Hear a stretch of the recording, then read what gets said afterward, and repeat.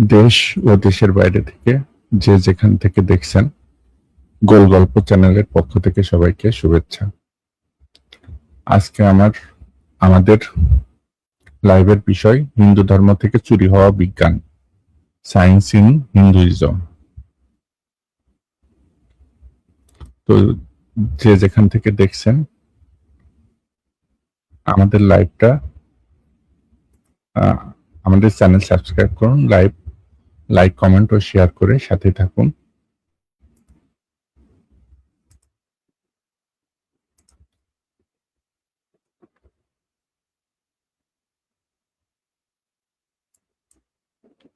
তো দেখা যাক। হিন্দুরা দাবি করে বেদ হচ্ছে বেদী বিজ্ঞান, আর সমস্ত বিজ্ঞান বেদ থেকে এসেছে। তো আমরা আজকে দেখব আসলে তা সঠিক কিনা। আর আমাদের সাথে যুক্ত হওয়ার জন্য আমাদের লাইভ ডিবেট লিংক দিয়ে দেওয়া হবে। আপনারা সেখানে ক্লিক করে আমাদের সাথে যুক্ত হয়ে আপনার মতামত রাখতে পারেন বা আমাদের সাথে কথা বলতে পারেন।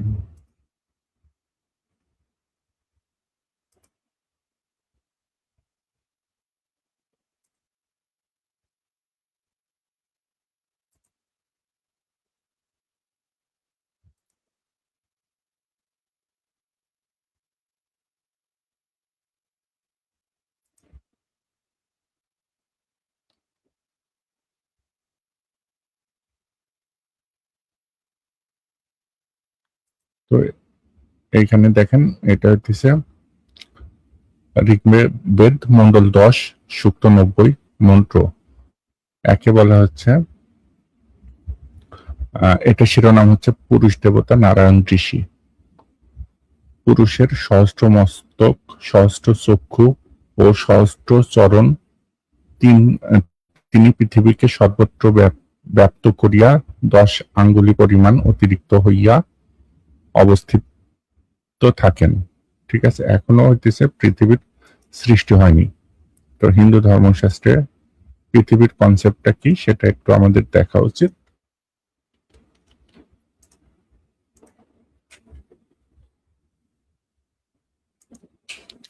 তারপরে এখনো কিন্তু হইতেছে পৃথিবী তৈরি হয়নি।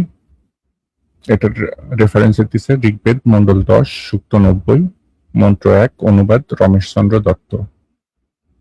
অনুবাদ এরপরের মন্ত্রে কি বলা হচ্ছে, যাহা হইয়াছে অথবা যাহা হইবেক সকলই সেই পুরুষ। মানে যাহা হইয়াছে এবং যাহা হইবে সবই ওই যে একজন হইতেছে সহস্র মস্তক, সহস্র চক্ষু ও সহস্র চরণ যুক্ত ওই পুরুষ।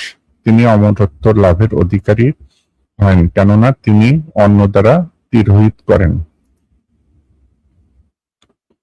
ঠিক আছে, এরপরে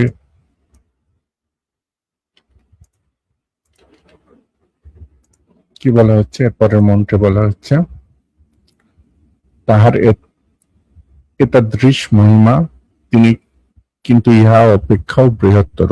মানে যতটা বৃহত্তর বলছে তার চেয়ে তো বৃহত্তর। বিশ্বজীব সমূহ তাহার এক পাদ মাত্র, আকাশে অমর অংশ তাহার 3 পাদ। মানে ওই যে এখানে হচ্ছে সহস্র চরণের ভিতরে এক পাখি, মানে বিশ্বজীব সমূহ তার 1 পদ মাত্র, আর আকাশ হইতেছে 3 পদ। কিন্তু এখনো কিন্তু পৃথিবী সৃষ্টি হয়নি, আকাশের কথাই করতেছে। তার মানে এইখান থেকে বোঝা যাচ্ছে যে সে আগের থেকে আকাশ লাগবে এটা সম্পর্কে সে জানতো, আর তার 3 পদ হইতেছে আকাশের অংশ। এখন আসেন এরপরে মন্ত্রে কি বলছে, পুরুষ আপনার 3 পদ বা অংশ লইয়া উপরে উঠিলেন। এখনো কিন্তু পৃথিবী তৈরি হয় নাই, উপরে উঠছে। তার চতুর্থ অংশ এই স্থানে রহিল। তিনি তদন্তর ভোজনকারী ও ভোজন রহিত চেতন ও অচেতন তাবৎ বস্তুতে ব্যাপ্ত হইলেন। এখনো কিন্তু কোনো কিছুই তৈরি হয়নি, কিন্তু তারপরও হইতেছে সে তাবৎ বস্তুতে প্রাপ্ত হইলেন। ঠিক আছে, এরপরের মন্ত্রী কি বলছে, তাহা হইতে বিরাট জন্মিল। মানে এখনো কিন্তু পৃথিবী বা কোনো কিছুই তৈরি হয়নি, তাহার হইতে বিরাট জন্মিল এবং বিরাট হইতে সেই পুরুষ জন্মিলেন। তিনি জন্মগ্রহণ পূর্বক পশ্চাৎভাগে ও পুরোভাগে পৃথিবীকে অতিক্রম করিলেন। চিন্তা করেন, এখনো হইতেছে পৃথিবী তৈরি হয় নাই, পৃথিবীকে অতিক্রম করলো। ঠিক আছে, এটাই হইতেছে হিন্দু ধর্মশাস্ত্র বা হিন্দুদের যে বিজ্ঞান, সেটা মানে হিন্দু বিজ্ঞান বলতে যেটা বোঝে। আর এই সবই হইতেছে আরবের, যারা হইতেছে আরবের মানুষ, তারপরে বিভিন্ন জ্ঞানী বিজ্ঞানীরা এই সব হইতেছে হিন্দুদের কাছ থেকে চুরি করছে। চিন্তা করেন, এখনো হইতেছে পৃথিবী তৈরি করেনি, কিন্তু পৃথিবী থেকে অতিক্রম করে। যখন এরপরের মন্ত্রে বলতেছে, যখন পুরুষকে হাব্য রূপে গ্রহণ করিয়া দেবতারা যজ্ঞ আরম্ভ করিলেন, তখন বসন্ত ঘৃত হইল। মানে তখন পৃথিবীর সৃষ্টি হয়নি, বসন্ত আসছে, গ্রীষ্ম কাষ্ঠ হইল, কাঠ হইল, শরৎ হাব্য হইল। মানে এইসব বিজ্ঞান ওপেনহাইমার এরা চুরি করে বিজ্ঞান, মানে চুরি করে নিয়ে যায়, তারপর বিজ্ঞান তৈরি করছে। যিনি সকলের অগ্রে জন্মিয়াছিলেন, তিনি পুরুষকে যজ্ঞীয় পশুর স্বরূপ সেই বহ্নিতে পূজা দেওয়া হইল। দেবতারাও সাধ্যবর্গ এবং ঋষিগণ উহা দ্বারা যজ্ঞ করিলেন। এটা হইতেছে 7 নম্বর মন্ত্র। এখন দেখেন, পৃথিবী কোনো কিছুই সৃষ্টি হয়নি, পৃথিবীর মাঝখানে ঝুলে ঝুলে হইতেছে ঋষিরা যজ্ঞ করতেছে, পূজা করতেছে। ঠিক আছে, এটা হইতেছে হিন্দু বেদের বিজ্ঞান।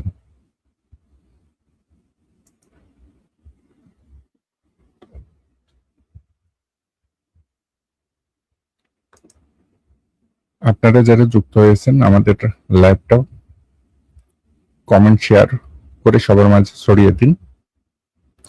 এখন দেখা যাক পরবর্তী মন্ত্রে কি বলা হচ্ছে। সেই সর্বহোমযুক্ত যজ্ঞ হইতে দধি ও ঘৃত উৎপন্ন হইল। মানে কোনো কিছুই পৃথিবী সৃষ্টি হয়নি, সেখান থেকে দধি ঘৃত উৎপন্ন হইতেছে, মানে এক নিনজা টেকনিক। তিনি সেই বায়ব্য পশু নির্মাণ করিলেন, তাহারা বন্য এবং গ্রাম্য। মানে পৃথিবী সৃষ্টি হয়নি, তখনই বন্য এবং গ্রাম্য সৃষ্টি হয়ে গেছে। সেই সর্বহোম সম্বলিত যজ্ঞ হইতে ঋক ও সাম সমূহ উৎপন্ন হইল। ছন্দ সকল তথা হইতে আবির্ভূত হইল, যজুও তাহা হইতে জন্মগ্রহণ করিল। ঠিক আছে, তো এটা হইতেছে হিন্দু বিজ্ঞান হচ্ছে। এরপরে কি বলছে, এরপরে মন্ত্রে বলতেছে, ঘটকগণ এবং অন্যান্য দন্ত পঙ্ক্তাদিধর পশুগণ জন্মিল। মানে পৃথিবী তৈরি হয়নি, পশুগুলো তৈরি হইতেছে, তাহা হইতে গাভীগণ ও ছাগ ও মহিষগণ জন্মিল। পুরুষকে খণ্ড খণ্ড করা হইল। কয় খণ্ড করা হয়েছিল? ইহার মুখ কি হইল? 2 হস্ত, 2 উরু, 2 চরণ কি হইল? ইহার মুখ ব্রাহ্মণ হইল, 2 বাহু রাজন্য হইল। যাহা উরু ছিল তাহা বৈশ্য হইল, 2 চরণ হইতে শূদ্র হইল। ঠিক আছে, তো এইভাবে তৈরি হয়ে যাচ্ছে, কিন্তু এখনো পৃথিবী তৈরি হয়নি। এখন আসেন 13 নম্বর মন্ত্র, মন্ডল 10, সূক্ত 90, মন্ত্র 13, অনুবাদ রমেশচন্দ্র দত্ত। মন হইতে চন্দ্র হইল, চক্ষু হইতে সূর্য।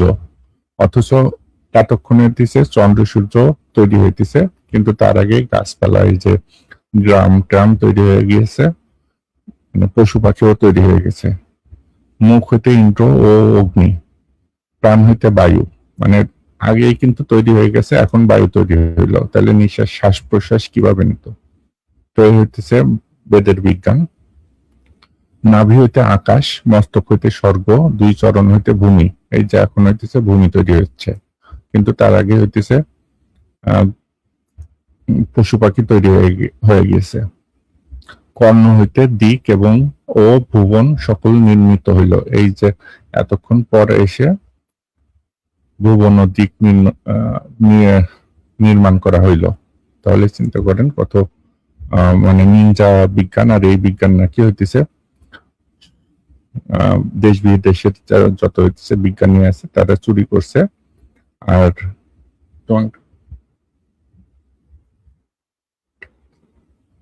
এই হইতেছে নিনজা বিজ্ঞান, বেদের হইতেছে বিজ্ঞান। আর এই বিজ্ঞান হচ্ছে সবাই চুরি করে নিয়ে যায় বিজ্ঞান তৈরি করছে বলে হিন্দুরা দাবি করে। তাহলে আপনারাই দেখতে পাচ্ছেন কেমন নিনজা বিজ্ঞান হইতেছে বেদে আছে।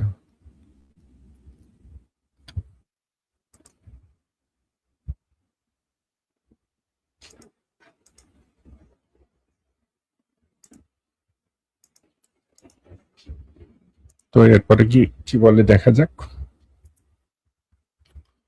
এরপরে বলতেছে দেবতারা যজ্ঞ সম্পন্নকালে পুরুষ স্বরূপ পশুকে যখন বন্ধন করিলেন তখন 7টি পরিধি অর্থাৎ বেদী নির্মাণ করা হইল এবং 3 সপ্ত সংখ্যক যজ্ঞ কাষ্ঠ হইল।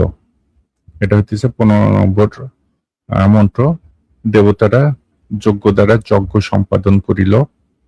উহার সর্বপ্রথম ধর্মানুষ্ঠান ও স্বর্গলোকের প্রধান প্রধান দেবতা ও সাধ্যরা আছেন। মহামন্বিত দেবতাবর্গ সেই স্বর্গধাম প্রতিষ্ঠা করিলেন। তাহলে আমরা দেখতে পারলাম যে বেদের মানে কি বিজ্ঞান আছে সেটা আমরা দেখতে পারলাম।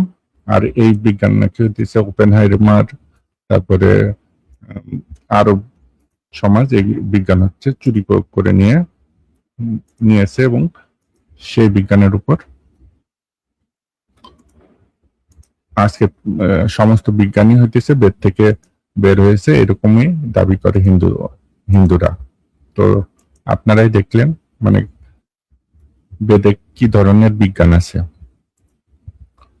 তো যাই হোক, এখন যে জিনিসটা সেটা হচ্ছে দেখেন হিন্দুরা হইতেছে গরুকে মাতা বলে। এখন চিন্তা করেন গরু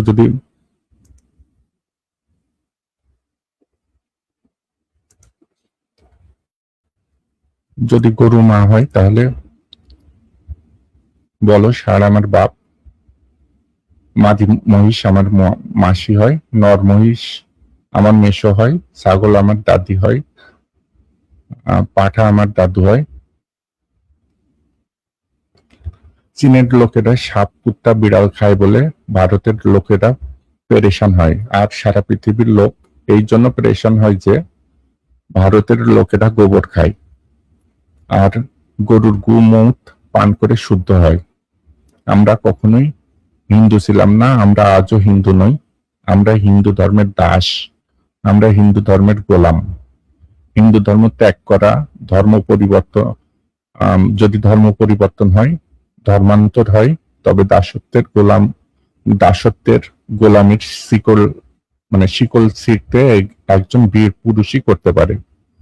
হিন্দু ধর্ম সবর্ণদের, আমরা কোনো বর্ণেই পড়ি না। হিন্দু সবর্ণ, আমরা অবর্ণ। কুকুর বিড়ালের পেশাবে তাদের কোনো আপত্তি নেই, কোনো সমস্যা নেই, পরন্তু আমাদের দেওয়া গঙ্গা জলে তারা অপবিত্র হয়ে যায়। তাদের পুনঃশুদ্ধি গরুর মলমূত্র দিয়ে হয়। আমাদের মহিলাদের থেকে স্তন ট্যাক্স নেওয়া হয়েছে, আমাদের মহিলাদের শুদ্ধিকরণ করা হয়েছে, আমাদের মহিলাদের জ্বালানো হয়েছে। কে জ্বালিয়েছে? ইংরেজ জ্বালিয়েছে, মুঘল জ্বালিয়েছে। স্তন ট্যাক্স মুঘল নিত, শুদ্ধিকরণ মুঘল করত, সব ব্রাহ্মণ নিত, শুদ্ধিকরণ ব্রাহ্মণ করত। আমাদের বাচ্চাদের বিয়ে হলে, আমাদের মেয়েদের বিয়ে হলে, বোনদের বিয়ে হলে, আমাদের ছেলেদের বিয়ে হলে 3 দিন 3 রাত আমাদের মা বোন মেয়ে বউদের ব্রাহ্মণের ঘরে যেতে হতো শুদ্ধ হতে। 3 দিন 3 রাত একাধিক ব্রাহ্মণকে শারীরিক সেবা দেওয়ার পর আমাদের মা বোন মেয়ে বউদের শুদ্ধিকরণ করে চৌঠারির দিন আমাদের মা বোন বৌদিদের ব্রাহ্মণের কাছ থেকে নিয়ে আসা যেত। এই দেশে দেবতার জাল বিছানো, পৃথিবীতে এত দেবতা যখন, পৃথিবীতে জ্ঞান বিজ্ঞানের বিকাশ হয়েছে, সারা দুনিয়ার লোক, সারা দুনিয়ার নাগরিক তাদের দেশ থেকে দেবদেবীর পাছায় লাথি মেরে কান ধরে তাদের দেশের বর্ডার পার করিয়ে দিয়েছে।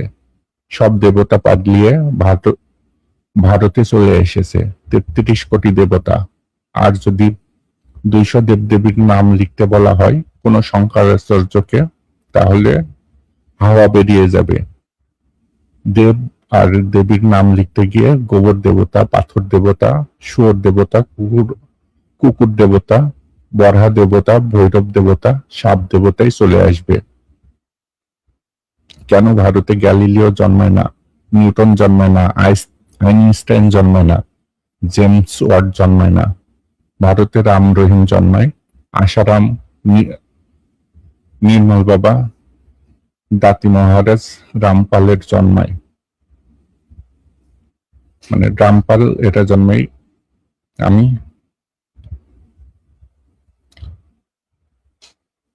আমি সত্য সন্ধানের এক সেপাহী, আর আমি চাই যে যে কোনোভাবেই এই দেশে আমরা সবাই মিলে ব্রাহ্মণবাদের বিরুদ্ধে এই দেশের যে মৌলিক লড়াই, তার জন্য আমরা নিরন্তর চেষ্টা চালিয়ে যাচ্ছি। সত্যের মার্গে চলে ব্যর্থ হওয়া, অসফল হওয়া অনেক ভালো। সত্যের পথে চলে অসফল হওয়া অনেক ভালো মিথ্যার মার্গে চলে সফল হওয়ার চেয়ে। যদি মিথ্যার পথে চলে আমরা এমপি, মন্ত্রী আর প্রধানমন্ত্রী হয়ে যাই, এর কোনো গুরুত্ব নেই। যদি আমরা সত্যের পথে চলে সমাজের সেবা করে নিচের স্তর থেকে যাই, সেটা অনেক ভালো। আমরা প্রধানমন্ত্রী, রাষ্ট্রপতি হয়েও যদি সমাজকে কিছু দিতে না পারি, তাতে কি লাভ? দর্শনের অর্থ হলো সমাজে যে ঘটনাগুলো ঘটেছে, যা চোখে দেখেছি, সেটাকে আমরা কোনো সাহিত্য, কোনো দর্শন, কোনো ভাষায় সংকলিত করে দেই, তাকেই দর্শন বলে। দর্শন বিজ্ঞানকে গতি প্রদান করে, বিজ্ঞান দর্শনকে স্থায়িত্ব দেয়। আর এখন পর্যন্ত আমাদের দেশে যে পরম্পরা চলছে, সেটা দর্শনহীন পরম্পরা। আর বিজ্ঞানের কোথাও কিন্তু যদি পরন্তু হয় না। বিজ্ঞান কোনো বিষয়কে পরীক্ষা করে সিদ্ধ করবে, নয়তো রিজেক্ট করে দেবে। বিজ্ঞানের কোথাও কিন্তু যদি মাগার পরন্তু নেই, ধরে নাও, মেনে নাও, এ ধরনের কোনো যুক্তি বিজ্ঞানে গ্রহণযোগ্য নয়। মেনে নাও হনুমান সূর্য খেয়েছিল, মেনে নাও। আমরা বলি আগে জানো পরে মানো।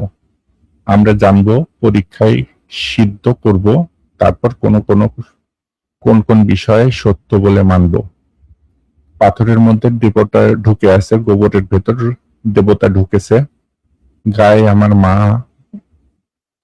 যদি গায়ে আমার মা হয় তবে বলো, ষাঁড় আমার বাপ হয়, মাদি মহিষ আমার মাসি হয়, নর মহিষ আমার মেসো হয়, ছাগল আমার দাদি হয়, পাঠা আমার দাদা হয়। এটা বলার জন্য কেউ প্রস্তুত আছে? ব্রাহ্মণবাদ এই দেশকে গাধা বানিয়ে রেখে দিয়েছে। সম্পূর্ণ ভারতের ৯০% লোক অন্ধবিশ্বাসী, অজ্ঞানী হয়ে ব্রাহ্মণবাদের পা চেটে চলার মতো লোক। ভারতের লোকেরা তো পেরেশান হয়, চীনের লোকেরা সাপ, কুত্তা, বিড়াল খায়। আর সারা পৃথিবীর লোকেরা এই জন্য পেরেশান হয় যে ভারতের লোকেরা গরুর গু খায় আর গরুর মূত্র পান করে শুদ্ধ হয়। তারা এই জন্য পেরেশান হয়। এর কি উত্তর হতে পারে? গোবর খেলে মানুষ শুদ্ধ হতে পারে?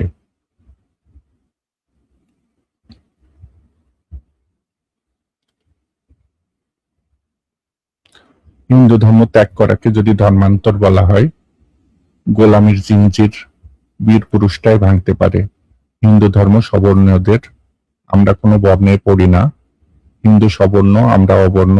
হিন্দু ধর্মের ভগবান, দেবী দেবতা আমাদের পূর্বপুরুষদের হত্যাকারী ছিল। এই কারণে তারা আমাদের ছায়া পর্যন্ত এড়িয়ে চলতো, আজও চলে। কুত্তা বিড়ালের পেশাবো তাদের কোনো আপত্তি নেই, কিন্তু আমাদের দেওয়া গঙ্গা জলে তারা অপবিত্র হয়ে যায়। তাদের পুনঃশুদ্ধির জন্য গরুর মল মূত্র গরুর মলমূত্রের প্রয়োজন হয়।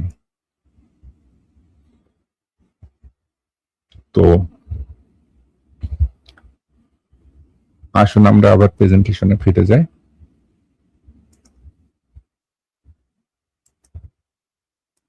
আর আমাদের সাথে যারা যুক্ত হয়েছেন বা যারা পরবর্তীতে দেখবেন, আমাদের লাইভ বা আমাদের চ্যানেল সাবস্ক্রাইব করুন, লাইভ কমেন্ট ও শেয়ার করে সবার মাঝে ছড়িয়ে দিন, যাতে সবাই দেখতে পারে এবং জানতে পারে।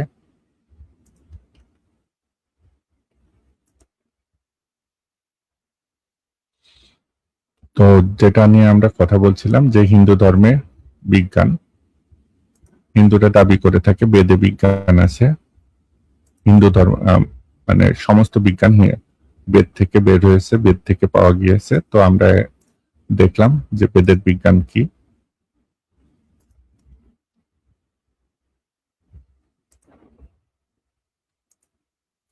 এখন আমরা আরো দেখব। এটার হচ্ছে রেফারেন্স কত, ঋগ্বেদ মন্ডল 10 সূক্ত 129 শ্লোক 1 বা মন্ত্র 1, অনুবাদ রমেশচন্দ্র দত্ত। এটার শিরোনাম হচ্ছে পরমাত্মার দেবতা প্রজাপতি ঋষি। তৎকালে যাহা নাই তাহাও ছিল না, যাহা আছে তাহাও ছিল না, পৃথিবীও ছিল না, অতি দুর্বিস্তর আকাশও ছিল না, আবরণ করার এমন কিছু কি ছিল, কোথায় কাহার স্থান ছিল, দুর্গম ও গম্ভীর জল কি তখন ছিল। তো এইগুলো প্রশ্ন করছে। এখন পরবর্তী মন্ত্রে কি বলে দেখেন, তখন মৃত্যুও ছিল না, অমরত্বও ছিল না, রাত্রি ও দিনের প্রভেদ ছিল না। মানে কোনো কিছুই তখনও তৈরি হয়নি, কোনো কিছুই তখন ছিল না, এইটাই বোঝাতে চাচ্ছে। তো তারপরে মন্ত্রে কি বলে দেখা যাক।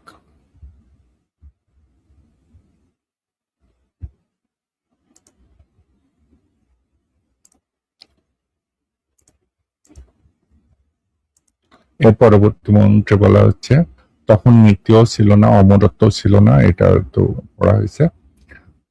সর্বপ্রথমে অন্ধকারের দ্বারা অন্ধকার আবৃত ছিল, মানে অন্ধকার দিয়ে অন্ধকার আবৃত ছিল। এটা হচ্ছে বেদের বিজ্ঞান। সমস্তই চিহ্ন বর্জিত ও চতুর্দিকে জলময় ছিল, মানে কোনো কিছুই ছিল না, তখন হইতেছে জল ছিল।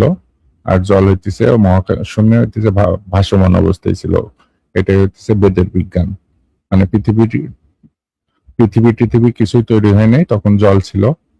তো এটা হইতেছে মেনে নিতে হবে। আর এই বিজ্ঞান ওপেনহাইমার সহ বিভিন্ন বিজ্ঞানী, তারপর আরবীয়রা চুরি করছে, এটাই হইতেছে হিন্দুরা দাবি করে। অবিদ্যমান বস্তু দ্বারা সেই সর্বব্যাপী আচ্ছন্ন ছিল, তপস্যার প্রভাবে সেই এক বস্তু জন্মিল। এখনো কিন্তু পৃথিবী তৈরি হয়নি, বস্তু জন্মিল।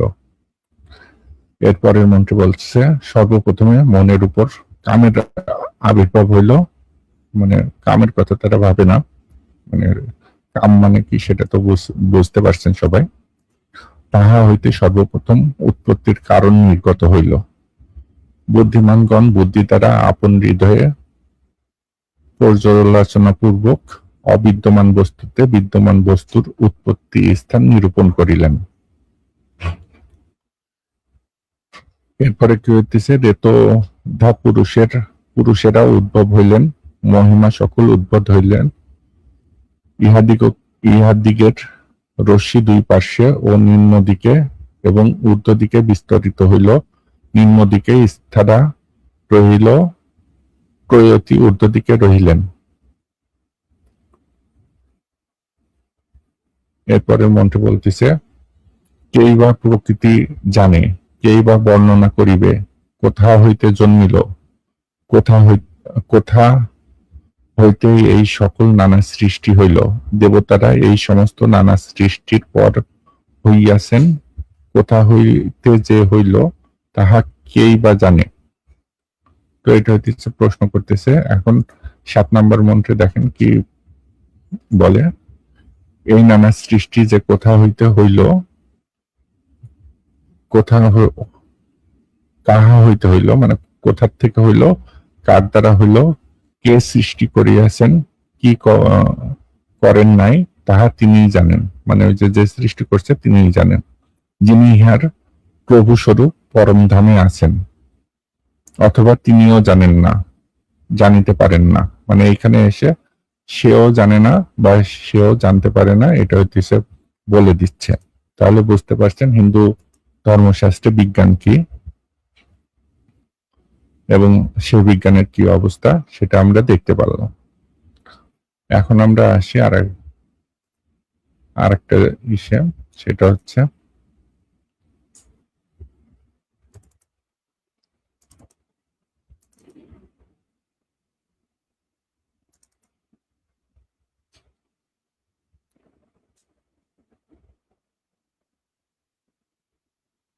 দেখেন হিন্দু ধর্মে কতটা যেসব হিন্দুরা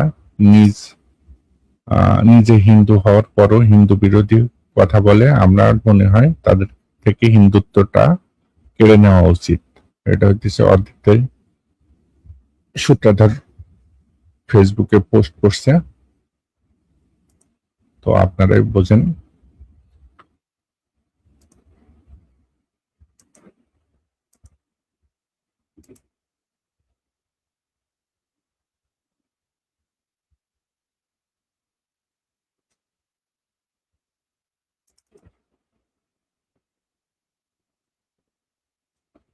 এরপরে দেখেন, ভারতের উচিত সীমান্তে গণকবর তৈরি করা, এরা সার্বভৌমত্বের জন্য হুমকি। এটা হচ্ছে মিকুরাই এটা পোস্ট করছে। তাহলে দেখেন কতটা ভয়ঙ্কর অবস্থা। তো এখন চলেন আরো হইতেছে হিন্দু ধর্মশাস্ত্রে কি কি বিজ্ঞান আছে আমরা দেখি। এটা হইতেছে হরিবংশ পুরাণ, এটা মহাভারতের একটা অংশ। এর নাম খিল হরিবংশ পুরাণও বলে অনেকে। তো দেখি এখানে কি বলে। এটা হইতেছে রেফারেন্স সূত্র হরিবংশ পুরাণ বা মহাভারতের হরিবংশ পুরাণ, অধ্যায় 1, অনুবাদ প্রতাপচন্দ্র রায়। প্রতাপচন্দ্র রায় তিনি কি বলছেন? সৎ কহিলেন, মহাতাপা মহত্তা বৈশ্যায়ন জন্মেজয় কর্তৃক যথেষ্ট সৎকারান্তর এই রূপে পরিপৃষ্ট হইয়া সেই পবিত্র কথা অনুপূর্বক সবিস্তারে বর্ণনা করিতে লাগিলেন। বৈশ্যায়ন কহিলেন, মহারাজ, দিব্য হরিবংশ কথা যেরূপ পুণ্যের জননী ও পাপ মোচনী, তদানুরূপ বিচিত্রা বহর্থ ও বেদসংহিতা আমি ইহা সবিশেষে বর্ণনা করিতেছি, শ্রবণ করুন। তার যে ব্যক্তি যত্ন ও মনোযোগ সহকারে এই কথা হৃদয়ে ধারণ করে অথবা নিরন্তর শ্রবণ করিয়া থাকেন, তিনি স্বকীয় বংশধারণ ও রক্ষণপূর্বক পরিমাণে পরম গতি প্রাপ্ত হইয়া স্বর্গলোকে পরিপূজিত হন। মানে এটা যদি আপনি শ্রবণ করেন বা মনোযোগ সহকারে শোনেন বা হৃদয়ে ধারণ করেন, তাহলে আপনি পরম গতি লাভ করবেন, স্বর্গে পরিপূজিত হবেন। এরপরে কি বলছে? অব্যক্ত কারণ নিত্য সৎ ও অসৎ উভয়াত্মক প্রধান পুরুষ ঈশ্বর ইহা হইতেই বিশ্ব নির্মাণ করিয়াছেন। মহারাজ, ইনি অপরিমিত তেজস্বিনী ব্রহ্মা, সর্বভূতের সৃষ্টিকর্তা ও নারায়ণ পরায়ণ। মহাতত্ত্ব হইতে অন্ধকারের উৎপত্তি, অহংকারের উৎপত্তি এবং অহংকার হইতে তদ্বৎ ভূতের জন্ম হয় এবং প্রকারে সম্ভূত ভূত হইতে নানাবিধ ভূতের সৃষ্টি হয়েছে। সনাতন সৃষ্টির এই নিয়ম জানিবে। সামান্যতম ভূত সৃষ্টির পূর্বোক্ত প্রকার আধুনা বিস্তর ভূস্বর্গের বিষয় যথাশ্রুত বর্ণনা করিতেছি, শ্রবণ করুন। এই বৃত্তান্ত পূর্বপুরুষ দিগের কীর্তন বর্ধন, ইহা ধন্য যস্য শত্রু বিঘাতক, স্বর্গীয় ও আয়বর্ধক। মানে এটা শুনলে আপনি আপনার শত্রু বিনাশ হবে এবং আপনার আয়ু বর্ধিত হবে। উপায়স্বরূপ ইহাতে সকীর্তিত যাবতীয় পূর্ণ কর্ম, মানে এটা শুনলে শোনা একটা পূর্ণ কর্ম মহাপুরুষ দিগের বিষয়ে কীর্তিত হইবে। আপনার কল্যাণ সাধনার্থ আমি পরমকৃষ্ট ভূতস্বর্গের মঙ্গল বিধায়ক এই বিশুদ্ধ বৃত্তান্ত বৃষবংশ অবধি আরম্ভ করিয়া সমগ্র বর্ণনা করিতেছি, শ্রবণ করুন। মানে এইটা পড়লে বা এটা শুনলে এতগুলো ফল পাবেন। তো সে এখন বর্ণনা করবে, এখন এইটা শ্রবণ করতে হবে। তাহলে চলুন দেখা যাক কিভাবে হিন্দু বিজ্ঞান বা হিন্দুতে সৃষ্টি রহস্য বলা হয়েছে। স্বয়ম্ভু ভগবান ঈশ্বর বিবিধ প্রজা সৃজন করিবার ইচ্ছা করিয়া সর্বাগ্রে জল পদার্থ সৃজন করিলেন। মানে পৃথিবী কিছুই সৃষ্টি করে নাই, শুরুতে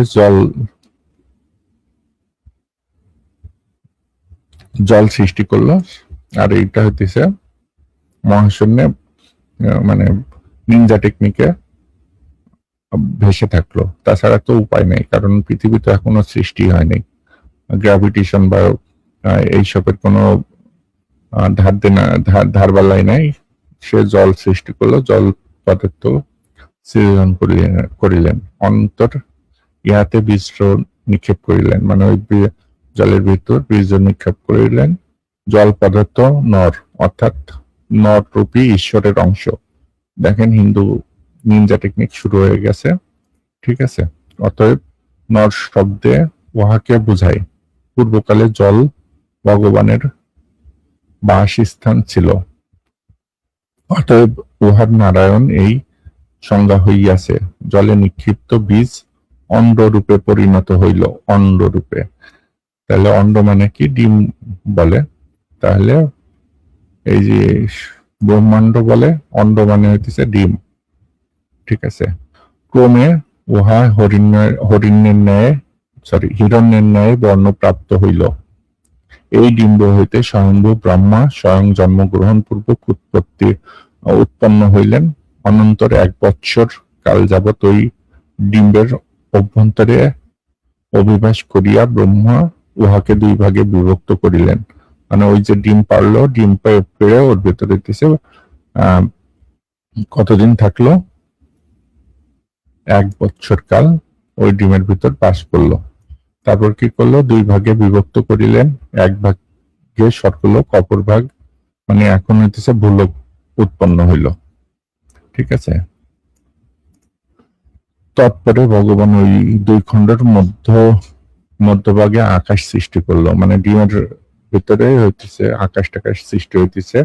এটা হইতেছে হিন্দু নিনজা টেকনিক, হিন্দু বিজ্ঞান। আর এই বিজ্ঞান হচ্ছে ওপেনহাইমার চুরি করছে, আরবরা চুরি করছে, করে হইতেছে সবকিছু সৃষ্টি করছে। এরপরে বলছে তৎকালে পৃথিবীর জলের অভ্যন্তরে সম্পূর্ণরূপে নিমগ্ন ছিল, মানে সমস্ত পৃথিবী জলের মধ্যে নিমগ্ন ছিল, ঠিক আছে। তো এই হচ্ছে হিন্দু বিজ্ঞান। জল, পৃথিবী ও আকাশ সৃষ্টি হইলে 10 দিক নির্ণীত হইল। মানে তার আগে হইতেছে দিক ছিল না। অনন্তর প্রজাপতি সৃষ্টি করিবার সময় ক্রমে কাল, মন, বাক্য, কাম, ক্রোধ ও রতি এই কয়েকটির মূর্ত সৃষ্টি করিলেন। ইহার পর মহাতেজা ব্রহ্মা, মরিচি, আত্রি, অঙ্গিরা, পুলেস্তু, পুলহ, ক্রোধ ও বশিষ্ঠ এই 7 সংখ্যক মানুষপুত্র সৃষ্টি করিলেন, ঠিক আছে। তো কে কে সৃষ্টি হইল? মরিচি, অত্রি, অঙ্গিরা, পুলস্ত, পুলহ, ক্রোধ, বশিষ্ঠ, ঠিক আছে। এই 7 জন পুরাণে সপ্তব্রহ্মা বলিয়া কীর্তিত হয়েছেন। নারায়ণাত্মক এই 7 ব্রাহ্মণের সৃষ্টি সমাপন হইলে বেদ ব্রহ্মার রোষে আত্মস্তমগুণময় রুদ্রদেবকে সৃষ্টি করিলেন। রুদ্র মানে ওই যে শিবকে সৃষ্টি করলো। অনন্তর অতি প্রাচীন দিগেরও পূর্বপুরুষ বিভু সনত কুমার সৃষ্টি হইলেন। এই 7 জন রুদ্র, ইহারা সমুদায় প্রজা স্বর্গের কর্তা স্কন্দ ও সনত কুমার উভয়ে তেজ সংবরণ পূর্ব রহিলেন। এই সপ্ত প্রজাপতি দিগের হইতে 7টি মহাবংশ উৎপন্ন হইল। এই বংশ সকলেই দিব্য, দেবগণাতি ক্রিয়াবান ও প্রজাবান মহর্ষির দিগের দ্বারা অলঙ্কৃত ছিল। তদন্তর ভগবান বিদ্যুৎ, শনি, মেঘ, ইন্দ্রধনু, পক্ষীসমূহ ও মেঘ এই সমুদয় পদার্থ সৃষ্টি করিলেন। ঠিক আছে, এতক্ষণ পর হইতেছে মেঘ টেঘ এগুলো সৃষ্টি করিলেন। অতঃপর যজ্ঞ সাধন নিমিত্ত ঋক, যজু, সাম এই 3 বেদ নির্মাণ করিলেন। যজ্ঞ সাধক ঋষি প্রভৃতিরা সকলে তাহার পর ওই ঋক, যজু ও সাম দ্বারা দেবতার দিকে প্রীত সাধনার্থ যজ্ঞ করিলেন। অপর প্রজাপতির গাত্র হইতে উচ্চ নিচ নানাবিধ ভূত জন্ম হইল। এই রূপে বিশেষ বিশেষ প্রজা সৃষ্টি করিতে যখন দিকের সাম্য বৃদ্ধির লক্ষিত হইল না, তখন ব্রহ্মা নিজেকে 2 ভাগে বিভক্ত করিলেন। অর্ধভাগ নারী ও অর্ধভাগ পুরুষ হইল। অনন্তর পুরুষাংশ নারী অংশ অশেষবিধি প্রজা সৃজন করতে আরম্ভ করিল। প্রজা সৃষ্টির মহিমা দ্বারা দেবা পৃথিবী ব্যাপ্তিত হইল। তদন্তর বিষ্ণু বিরাটকে সৃষ্টি করিলেন। বিরাট হইতে এক মহাপুরুষের উৎপত্তি হইল, ইহার নাম মনু। মনু হইতে মন্বন্তর হইল। মনু বিরাট মানসপুত্র, অতএব বিষ্ণু হইতে এক পুরুষ। অনন্তর বৈরাজ মনুর নানাবিধ প্রজা সৃষ্টি করিলেন। ইনি নারায়ণের অংশ হইতে সমুদ্ভূত হইয়া ও ইহার প্রজা সৃষ্টি ও মানন, অর্থাৎ মনুসম্ভূত মহারাজ এই পবিত্র বৃত্তান্ত শ্রবণ করিলে এই কথা শুনলে মানুষের আয়ুষ্মান, কীর্তিমান ও ধন প্রজাবান হন। তো দেখলেন হইতেছে হিন্দু ধর্মের হইতেছে উৎপত্তির টেকনিক, এবং এই ধর্মের যে বিজ্ঞান আছে সেই বিজ্ঞানটা দেখতে পাচ্ছেন।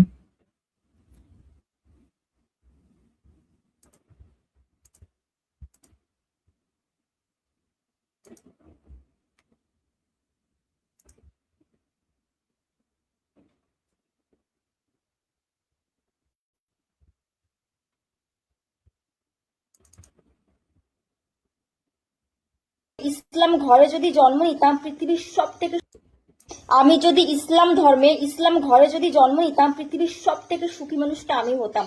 কেন এই কথা বললাম তোমরা সবাই দেখে নাও।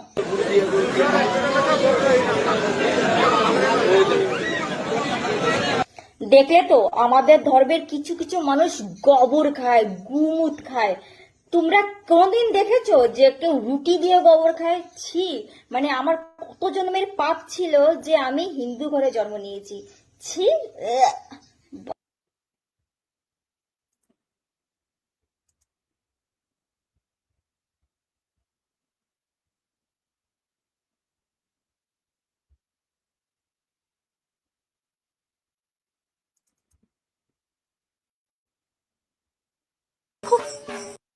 दोस्तों जरा देखो, ये मुसलमान लोग कभी नहीं सुधरेंगे। এদের যন্ত্রণাতে তো এখন ফেসবুকেও ঢোকা যায় না। এরা এত কট্টর মুসলিমগিরি করে, ফেসবুকে এসে এমন ভাবে বলে যে আমরা মাংস খাই না, মাটন খাই না, চিকেন খাই না, খালি দুধ, মুদ আর এটা ওটা শাক সবজি, ঘি, পনির এগুলো খেয়ে বেঁচে থাকে। অথচ দেখো কিভাবে কিভাবে একসাথে বসে এই কট্টর মুসলিমগুলো মাংস পার্টি করছে। শুধু কি তাই, শুধু দেখো না কিভাবে আল্লাহর সামনে বসে দারু পার্টি করছে। না, এগুলোর মারা যায় না। এই মুসলিমগুলোর যন্ত্রণাতে আমি ফেসবুকে ঢুকতে পারি না। তোমরাই বলো দোস্ত, মানে এগুলো কোনো কথা? হ্যাঁ, এগুলো কোনো কথা? আচ্ছা না থাক, করুক। এরা করছে বলেই তো আমরা কিছু একটা বলতে পারছি, না করলে কিভাবে বলতাম। কি তাদের কট্টর গিরি। বড় হারামি হো বেটা। ঠিক বলেছি না দোস্ত? করুন করুন, ভালো মতো মাংস খান, ফেসবুকে এসে একটু দেখাবেন হ্যাঁ যে আমরা মাংস খাই না, আমরা কোনো প্রাণী হত্যা করি না, কিন্তু খাওয়ার সময় আমরা ঠিকই খাই। খালি দেখাই না, তাই না? ওকে দোস্ত, বাই।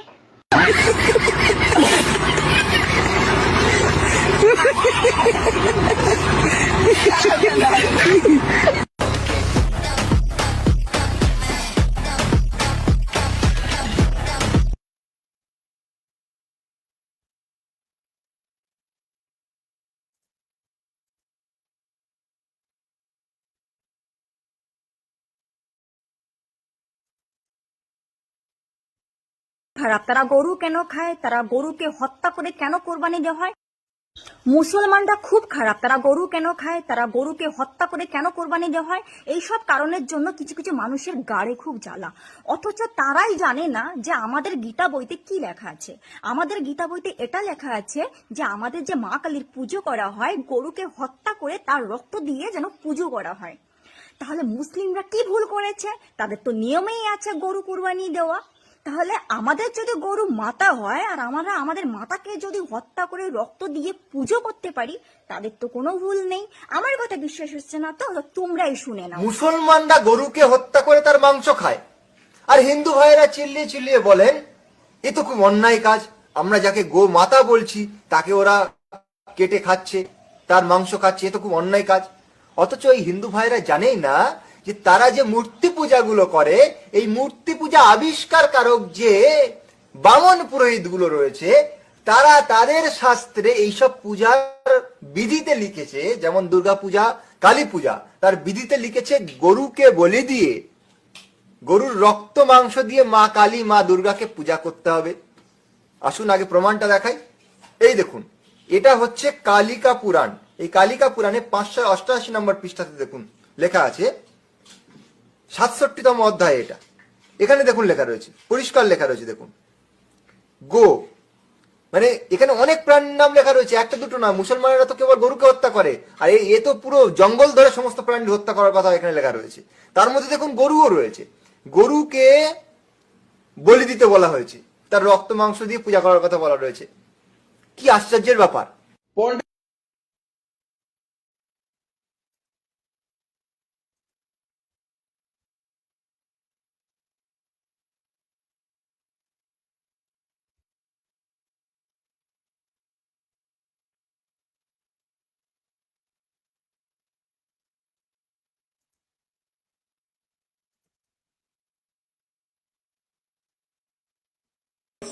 বিন্দু পরিমাণ দয়া মায়া নাই রে ভাই, এই মুসলমানগুলোর মধ্যে না বিন্দু পরিমাণ দয়া মায়া নাই রে ভাই।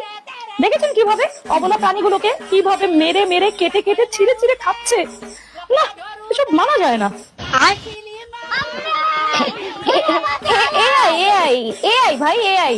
আবার কেউ কিছু উল্টাপাল্টা ভাববেন না যেন, এটা কিন্তু এআই। হ্যাঁ,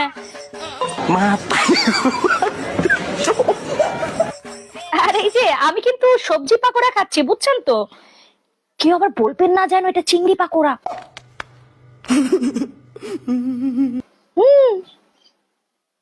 আমি ওদের মতোই।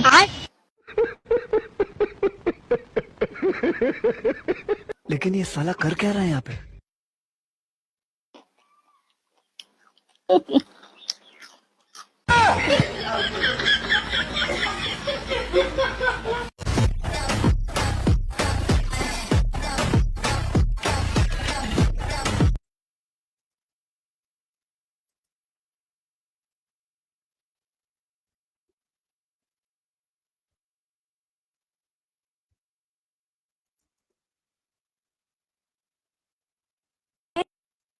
चौदह सौ साल पहले जब चाकू का आविष्कार नहीं हुआ था, तब खतला कैसे हुआ? दांत से काट कर? আরে না রে, ওই ছুরি দিয়েই হয়েছিল, যেই ছুরি দিয়ে একটা মানুষের শরীর থেকে তার কল্লাটা আলাদা করে একটা হাতির কল্লা এনে বসিয়ে দেয়া হয়েছিল। বুঝতে পেরেছিস?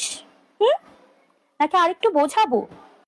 एकदम इन्होंने वक्त बदल दिया, जज्बात बदल दिए, जिंदगी बदल दी। भाग।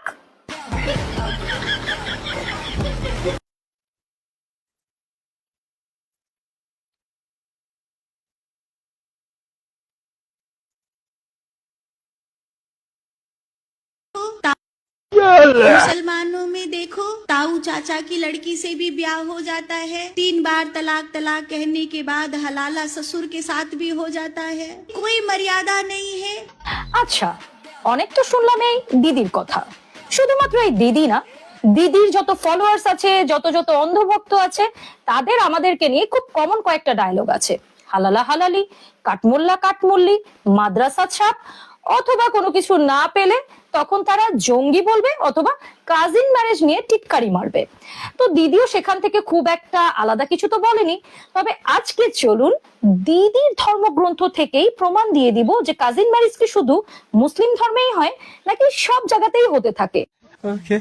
ওনাদের যেটা সবচাইতে কমন পৌরাণিক ধর্মগ্রন্থ মহাভারত, সেখানকার খুবই পপুলার চরিত্র হচ্ছে অর্জুন এবং সুভদ্রা, যারা কিনা অ্যাকচুয়ালি স্বামী স্ত্রী ছিলেন এবং তারা ছিলেন নিষ্ঠুত মাসতুত ভাই বোন, মানে কাজিনস। এরপরে আসি যে তাদের দেবতা শ্রীকৃষ্ণ, যাকে তারা অনেক মান্য করেন, অনেক মানেন। তার বউ ছিল 16,108 জন এবং তার মধ্যে প্রথম এবং প্রধান যে 8 জন স্ত্রী ছিলেন, তার মধ্যে 6ষ্ঠ নম্বর স্ত্রী ছিলেন মিত্রবৃন্দা, যিনি ছিলেন শ্রীকৃষ্ণের খালাতো বোন। এখানেও কাজিন ম্যারেজ এবং আরো কিছু বিষয় আমি বলছি বলে না, আপনাদেরকে একটু দেখিয়ে দিচ্ছি, একটু দেখে নিন।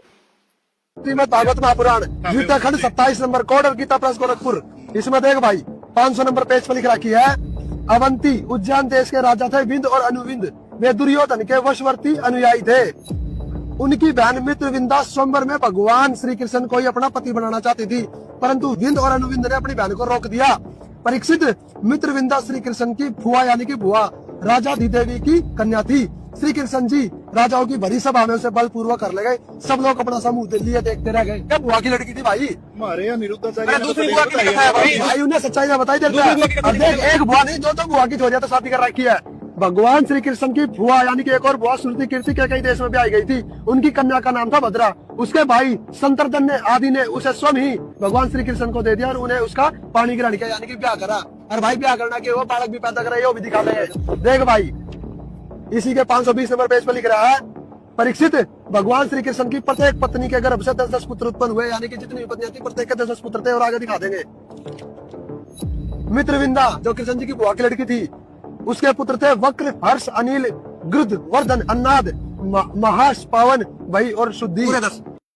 দেখেছেন, শুধুমাত্র দেবদেবীতে সীমাবদ্ধ নয়, গোটা ভারতবর্ষে সনাতনী ধর্মাবলম্বীদের প্রায় 10% কাজিনস ম্যারেজ করে। এর পাশাপাশি সাউথ ইন্ডিয়া বা তামিলনাড়ুতে 25 থেকে 40% সনাতনীরা কাজিন ম্যারেজ করে থাকে। এমনকি সেখানে মামা ভাগ্নির মধ্যেও বিয়ে হয়, যেটা কিনা আমাদের রিলিজিয়নে নেভার। এখন বুঝতেই পারলেন যে কাজিন ম্যারেজ আমাদের থেকে আপনাদের ওখানেও কম হয় না। এখন আসি, কিছু না পেলে তখন তারা জঙ্গি বলবে অথবা কাজিন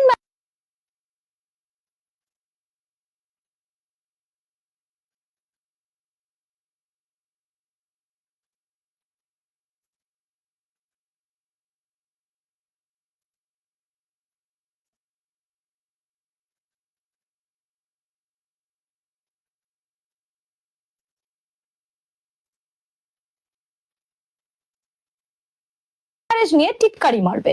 তো দিদিও সেখান থেকে খুব একটা আলাদা কিছু তো খুব নোংরা নজরে আমাদেরকে তাক করে বলেন, শ্বশুরের সাথে, বাবার সাথে, ভাইয়ের সাথে এমন কোনো কিছু আমাদের ধর্মে হয় না। যদি হয়ে থাকে আমাদেরকে 2-1টা প্রমাণ দিয়ে যাবেন। তবে আমি আপনাদেরকে আপনাদের ধর্মগ্রন্থ থেকে প্রমাণ দিয়ে যাচ্ছি। মানুস্মৃতি ভার্স 9 শ্লোক 59, দেখুন কি লেখা আছে।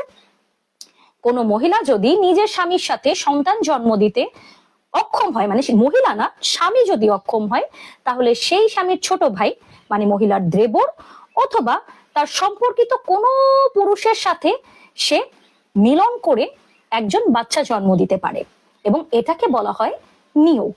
এবং এটা আমাদের ধর্মগ্রন্থ নয়, বরং আপনাদের ধর্মগ্রন্থতে প্রচলিত আছে।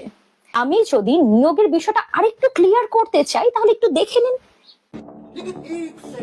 ये जो नियोग प्रथा है ये काम आती थी। इसके द्वारा क्या होता था, मान लो कि कोई पुरुष है, मतलब विवाहित जुड़ा है, पुरुष किसी कारणवश वो जो पिता बनने लायक नहीं है, तो अब क्या किया जाएगा, उसकी जो पत्नी है उसका किसी निकटतम संबंधी के साथ, जो पुरुष है उसका भाई हो सकता है, मतलब कि महिला का देवर या उसका जेठ, उसके साथ, या फिर अगर जेठ देवर नहीं है तो किसी और निकटतम संबंधी के साथ। अगर इस तरह से कोई अवेलेबल नहीं है तो किसी योग्य ब्राह्मण पुरुष के साथ उस महिला का संबंध स्थापित करवाया जाएगा।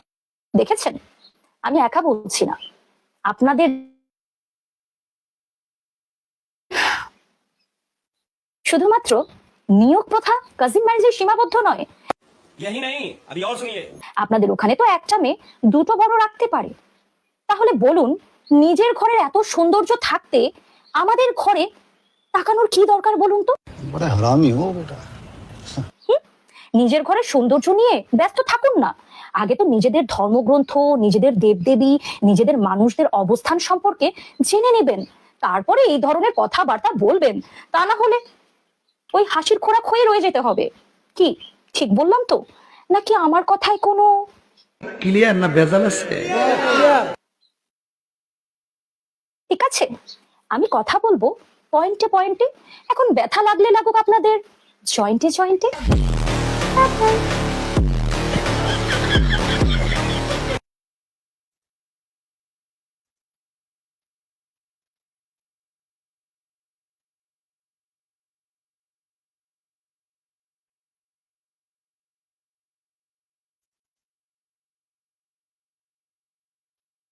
কেন দেখেছেন কিভাবে এই চারপাওয়ালা ভাইও বেহনু দেখেছেন কিভাবে চারপাওয়ালা গরুগুলো দুই পাওয়ালা গরুগুলোর উপরে দিয়ে দৌড়াচ্ছে? এরকম চিত্র কখনো দেখেছেন? না দেখলে এখনই দেখে রাখুন। না মানে আমি ঠিক বুঝতে পারলাম না, এই দুপাওয়ালা গরুগুলোর আসলে কি সমস্যা? চারপাওয়ালা গরুগুলো তো তাদের জায়গা মতো যাচ্ছে, কিন্তু এই দুপাওয়ালা গরুগুলো মাঝখান দিয়ে রাস্তা ব্লক করে এভাবে দাঁড়িয়ে আছে কেন বলুন তো? না শুয়ে আছে কেন বলুন তো? না মানে এদের কি কোনো বাতক ব্যাধি আছে নাকি? ছোটবেলায় আমরা কিন্তু দেখেছিলাম, যখন ওই যে শরীর টরিল ব্যথা করতো না, তখন ওই ছোট ছোট বাচ্চাদেরকে দিয়ে হাত পা টিপিয়ে নিত অথবা পাড়িয়ে নিত। আমারও মনে হয় এদের ওরকমই কোনো বাতক ব্যাধি হয়েছে। তা না হলে যেখানে গোমাতা পর্যন্ত নেই সেখানে গোপিতা আর মিথুন দিয়ে এরা নিজেদেরকে পাড়িয়ে নিচ্ছে, আর এর মধ্যে কোন শ্রদ্ধা যে লিপ্ত আছে তাই তো বোধগম্য হচ্ছে না। আপনারা যদি কেউ জেনে থাকেন আমাকে একটু কমেন্ট সেকশনে জানিয়ে যাবেন কিন্তু প্লিজ, ওকে? बड़ा हरामी हो बेटा। যে এরা আসলে অ্যাকচুয়ালি কি করছে এখানে ব্যাপার না। যাই হোক, এই চার পাওয়ালা গরুগুলো যদি এই দুই পাওয়ালা গরুগুলোকে মানুষে পরিণত নাই করতে পারে, তাহলে কিছু গরু পৃথিবী থেকে কমবে আর অন্ধভক্তিরও কিছুটা তো সমাপ্তি ঘটবে। কি বলেন আপনারা? আমি কি ঠিক বললাম নাকি কথায় কোনো क्लियर ना बेजाल से। ওকে। গরু থুকু দুপাওয়ালা গরুরা ভালো মতো মারিয়ে নিও নিজেদেরকে, যাতে করে নিজেদের হাড্ডি পাসলি একেবারে মোটকে যায়। বাই। के अनुसार नमाज अदा करने का सबसे उत्तम जगह मस्जिद। बस मस्जिद नहीं पहुंच सकते हैं तो आप अपने ही घर के किसी कोने में नमाज। इस्लाम के अनुसार नमाज अदा करने का सबसे उत्तम जगह मस्जिद या ईदगाह होता है। यदि आप किसी कारण बस मस्जिद नहीं पहुंच सकते हैं तो आप अपने ही घर के किसी कोने में नमाज अदा कर सकते हैं। यह बात मुस्लिम धर्म गुरुओं और वक्फ बोर्ड ने भी स्पष्ट कर दिया है। लेकिन फिर भी जो लोग सड़कों पर नमाज पढ़ते हैं उनसे पूछना यह था कि नमाज पढ़ने के लिए आप लोगों को मस्जिद के बाद सड़क ही सबसे ज्यादा पवित्र जगह दिखा। आपके घर का कोई भी कोना ऐसा पवित्र नहीं बचा जहां पर आप नमाज पढ़ सकते हो। आखिर वह कौन सी आस्था, कौन सी इबादत, कौन सी मजबूरी है जो मस्जिद और घर में नहीं सड़कों के बीचों बीच ही मुकम्मल होती है। মুসলিমদের কারণে যেন এদের তাশরিফের তাকলিফ কোনোভাবেই যাচ্ছে না। না মানে মাত্র 5 মিনিটের নামাজের জন্য এদের তাশরিফে এত তাকলিফ কেন, এটাই আমি বুঝতে পারলাম না। হ্যাঁ, না মানে যখন এদের নবরাত্রিতে র্যালি বের করে, এদের দুর্গা পুজো, কালী পুজো, সেই সময় যে বিভিন্ন ধরনের আনন্দ মেলা, উল্লাস মেলা, এই যাত্রা সেই যাত্রা, রথযাত্রা না আরও কী কী যাত্রা আছে সেগুলো করে, দোলযাত্রা করে। হ্যাঁ, তখন এদের তাশরিফে কোনো তাকলিফ হবে না। তখন যদি 5 থেকে 10 দিনের জন্য একটা রাস্তা বন্ধ হয়ে থাকে তাতে তাদের কোনো সমস্যা নেই, কিন্তু সমস্যা হচ্ছে ওই 5 মিনিটের নামাজ পড়া নিয়ে। কারণ তখন রাস্তাটা ব্লক হয়ে থাকলে এদের বিভিন্ন কর্মকাণ্ড করতে সমস্যা হবে না। তাছাড়া এরা এত জ্ঞানী যে এরা শিক্ষা, বেকারত্ব, হাইজিন প্রবলেম এগুলো নিয়ে কোনো কথা বলবে না, কারণ এগুলো তাদের কনসার্নিং পয়েন্টই না। কিন্তু তাদের মেইন কনসার্নিং পয়েন্ট কি? মুসলিম আর মুসলিমদের নামাজ পড়া আর যে কোনো কর্মকাণ্ড। যেখানেই মুসলিম আছে সেখানেই এদের কেউ না কেউ সেখানে গিয়ে ফুক ফুক করা শুরু করে দেয়। ঠিক আছে, তো এটা নতুন কোনো ব্যাপার না দাদা, অন্য কিছু ট্রাই করেন। ঠিক আছে, এগুলো না পুরান হয়ে গেছে। আমাদের পিছে লাগতে এসে পরে নিজেরাই জোকার সেজে ফোকার হয়ে এদিকে ওদিকে ঘুরে বেড়ান। So better luck next time দাদা। আর যেটা বলছিলাম, একটু পড়াশোনা করুন। ঠিক আছে, ওই 5 মিনিটের নামাজের জন্য আপনাদের এত তশরিফে তাকলিফ নেওয়ার কোনো দরকার নেই। বুঝতে তো পেরেছি যে আপনাদের সকল যত জ্ঞান আছে সেগুলোর বাত্তি বানিয়ে কোনো এক জায়গায় মনে হয় ঢুকিয়ে রেখেছেন আর কি।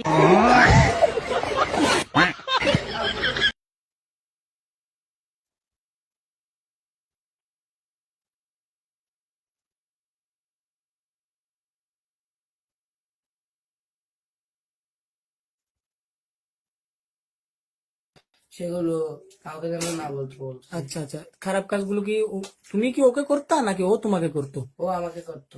আমাকে যে কথাটা বলছো সেম কথাটা কি মহারাজকে বলেছো? হ্যাঁ। ওনারা কি কোনো ধরনের চিন্ময়কৃষ্ণ প্রভুর বিরুদ্ধে স্টেপ নিবে এরকম আশ্বাস দিয়েছে তোমাকে? এরকম বলেনি, বলতো এগুলো খারাপ কথাগুলো। দুর্ধর্ষ উগ্র সংগঠন ইসকনের বিগ প্রতিনিধি চিন্ময় কৃষ্ণের বিরুদ্ধে শিশু বলাৎকারের অভিযোগের সাক্ষাৎকার পর্বের 4র্থ পর্বে উঠে এসেছে চোখ কপালে ওঠা বিস্ময়কর কিছু তথ্য। বলাৎকারের শিকার হয়ে উচ্চপদস্থ ইসকন প্রভুদের নিকট অভিযোগ জানালেও ভুক্তভোগীরা কোনো কার্যকরী প্রতিকার পাননি। চট্টগ্রামের গৃহস্থ কাউন্সিলের ইসকনের একজন প্রধান সদস্য বলরাম করুণা প্রভুর কাছে লিখিত ও ভিডিও বার্তায় অভিযোগ জানানো হয়েছিল।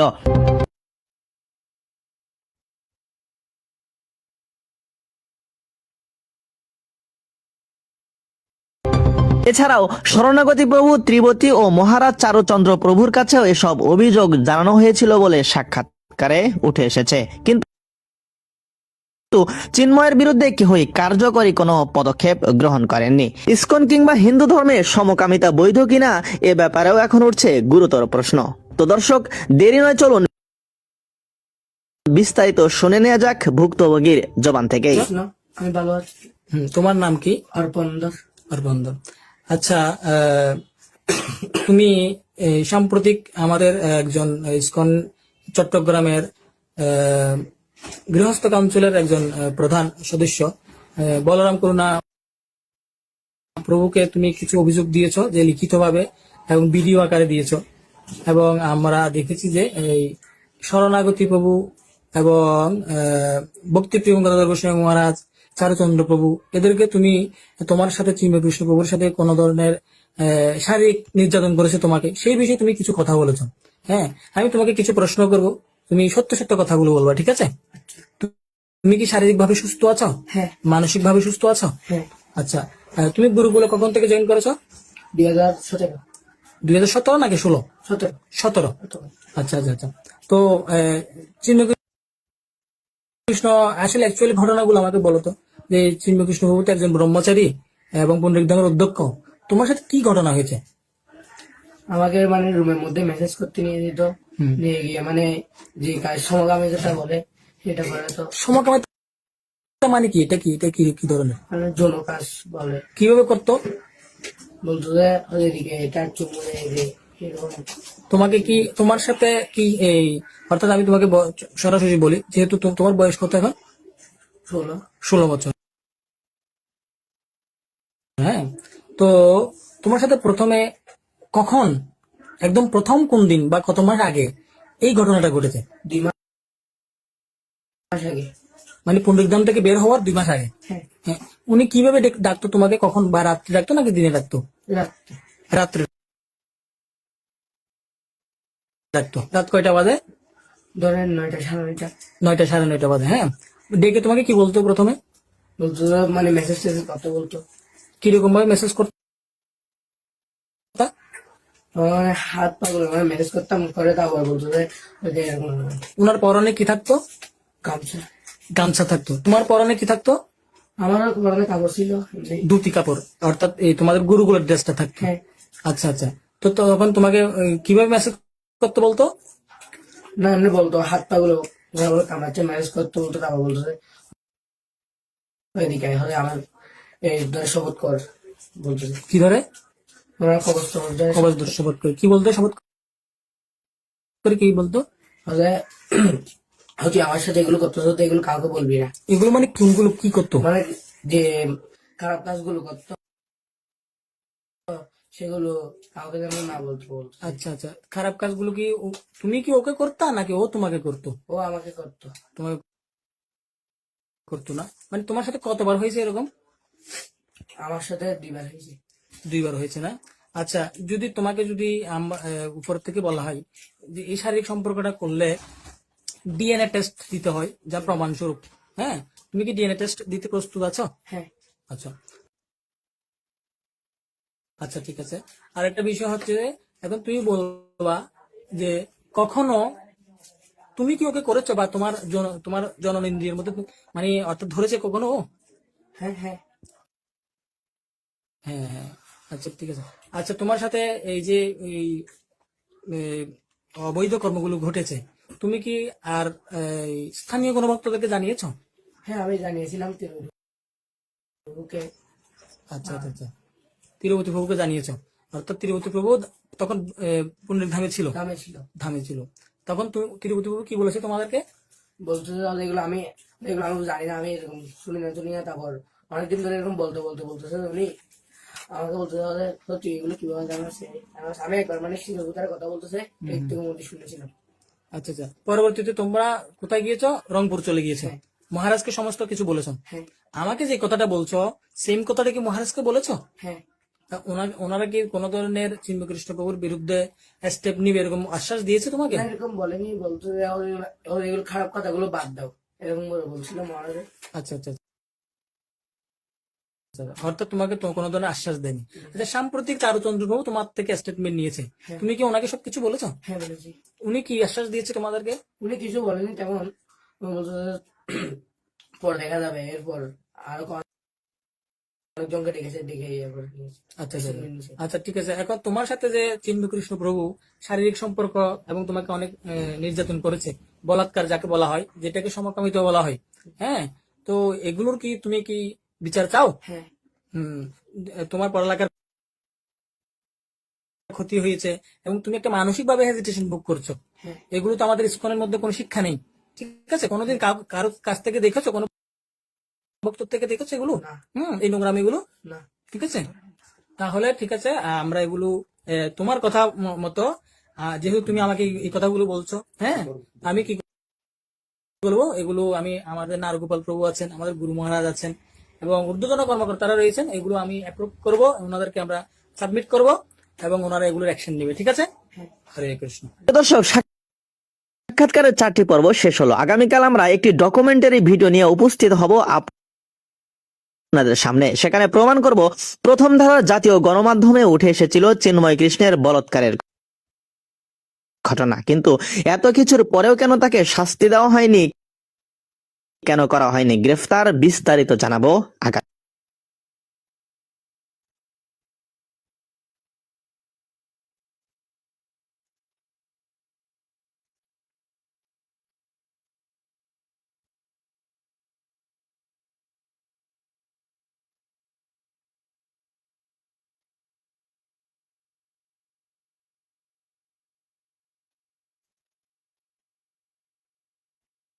হ্যাঁ অবশ্যই রাখতে হবে। না না করুন না, তাহলে আপনার ব্যবসা করতে হবে, একটু আগে বলে আপনার দোকান বন্ধ রাখতে হবে। কেন? হ্যাঁ অবশ্যই রাখতে হবে। না না করুন না, তাহলে আপনার ব্যবসা করতে হবে, একটু আগে বলে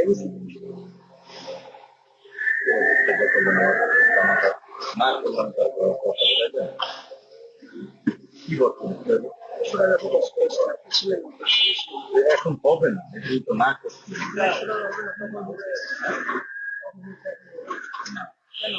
হবে না, আপনার তর্ক করেন, আমি দিব না, আমার ব্যবসা দিব। আমি আপনার সাথে কথা বলতে পারি না, আমি নামাজ পড়তে কোরআন ঠিক করতে, আমি এখন আমার এখন কাজ আছে, আমি কোরআন ঠিক করতে চাই, করবো না, আমি এখন করবো।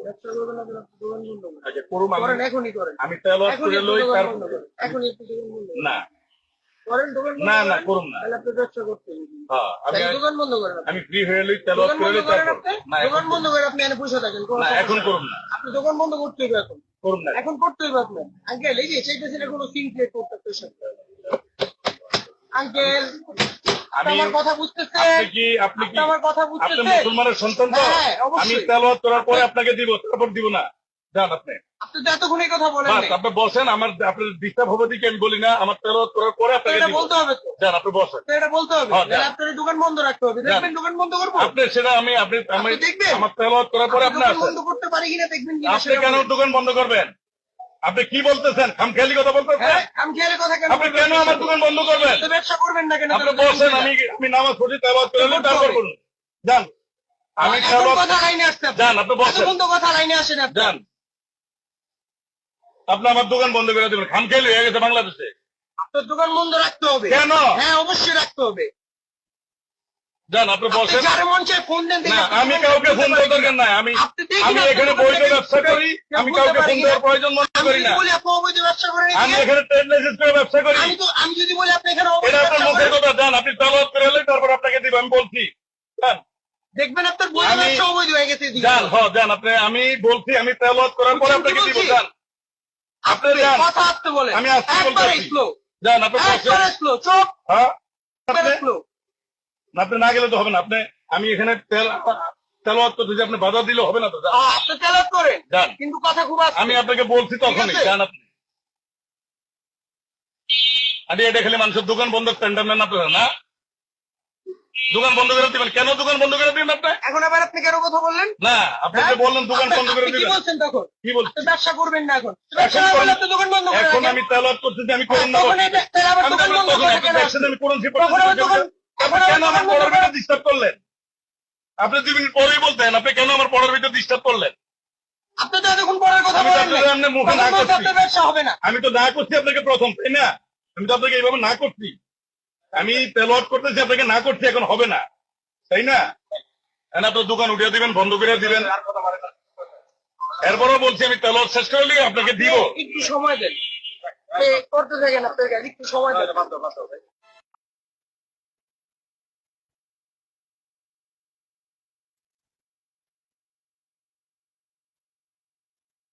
মানুষ সাধারণ, হ্যাঁ অবশ্যই রাখতে হবে, না না করুন না।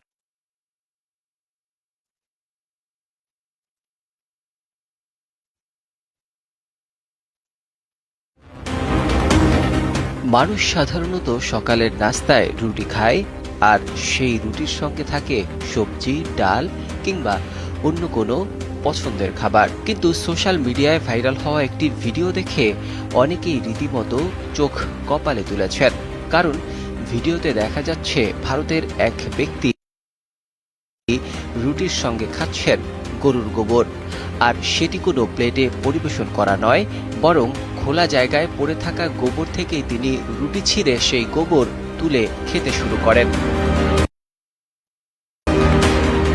সম্প্রতি সামাজিক যোগাযোগ মাধ্যমে ছড়িয়ে পড়া এই ভিডিওতে দেখা যায় একজন ব্যক্তি হাতে রুটি নিয়ে মাটিতে থাকা গোবরের কাছে বসে আছেন।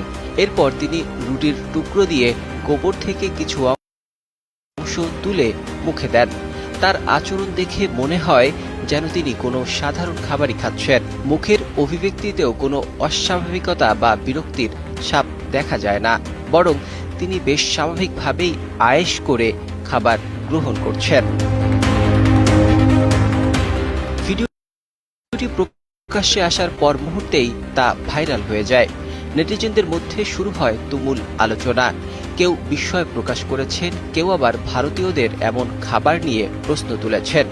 অনেকেই জানতে চেয়েছেন ব্যক্তি আসলে কি গোবর খাচ্ছিলেন নাকি ভিডিওটির পেছনে রয়েছে অন্য কোনো উদ্দেশ্য। তবে দেখে বোঝা যাচ্ছে যে তিনি সত্যিই রুটির সঙ্গে গোবর খাচ্ছেন। এখনো ভিডিওটির স্থান ভারতের ঠিক কোন জায়গায় তা নিশ্চিত কোনো তথ্য পাওয়া যায়নি। ফলে ভিডিওতে যা দেখা যাচ্ছে সেটিকে স্বাধীনভাবে যাচাই করা সম্ভব হয়নি। তবুও অস্বাভাবিক এই দৃশ্য সামাজিক যোগাযোগ মাধ্যমে ব্যাপক আলোচনার জন্ম দিয়েছে। ভিডিওটি নিয়ে নানা ধরনের মন্তব্য ছড়িয়ে পড়লেও একটি বিষয় স্পষ্ট, এমন দৃশ্য সচরাচর দেখা যায় না বলে এটি দ্রুত মানুষের নজর কেড়েছে। আর সে কারণেই ভিডিওটি এখন লাখো মানুষের কৌতূহলের কেন্দ্রবিন্দুতে পরিণত হয়েছে। Text report news. যদি আমাদের সাথে যুক্ত হতে চান তাহলে আমাদের লাইভ ডিবেট লিংক দেওয়া আছে, আমাদের সাথে যুক্ত হয়ে কথা বলতে পারেন বা আমাদের সাথে লাইভ ডিবেট করতে পারেন।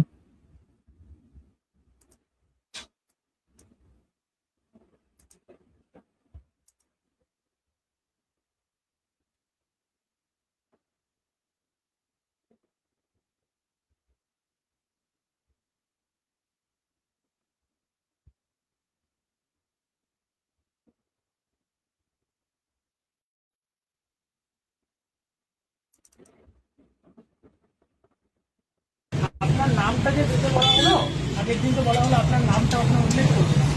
আগেরবার আপনি রাহুলের বাটার নাম লিখছিলেন, ঠিক আছে? আপনার নাম কি আছে এখন? তো ভারতে এই মুহূর্তে কি অবস্থা সেটা আমরা দেখতে পাচ্ছি যে ভারতে এখন মুসলমান নামে বা মুসলমানদের ব্যবসাও করতে দেবে না, এরকম একটা অবস্থা।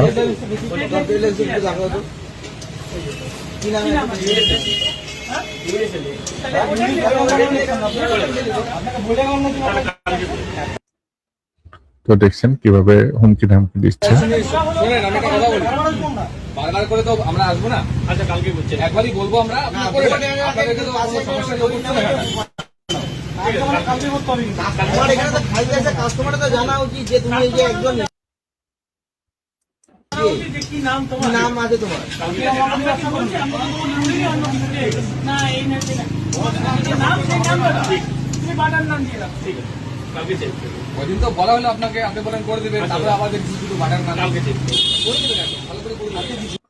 তো এভাবে তারা মুসলমানদের ব্যবসা করে খেতে দেবে না, তো আমাদের উচিত এর প্রতিবাদ করা। একদম যেটা আসল নাম, যেটা সেই আসল নাম নিয়ে ব্যবসা করেন, কোনো সমস্যা নেই। পুরো লোক খাইতে আছে যে কাস্টমারটা জানা হচ্ছে যে তোমার কাছে কি আছে না তুমি কোন বিলং করো, কারণ তাই না? তুমি এর আগে যখন নাম দিয়েছিল তখন তুমি চিকে নিশ্চয়ই রাখো। রাহুলের বাটার নাম লিখছো, তাই তো? তাহলে এবারও তাহলে সেটা দিবে, তুমি তোমার নামটা দিয়ে দাও। তুমি চিকেন নিশ্চয়ই রাখো, তাই না? চিকেনটাকে নিশ্চয়ই তুমি আড়াই কেটে ইয়ে করো, তাহলে কি হয় বলো? তাহলে এই যে এটা কালকে ইমিডিয়েটলি কালকে চেঞ্জ করবা, তাহলে চেঞ্জ হয়ে যাবে।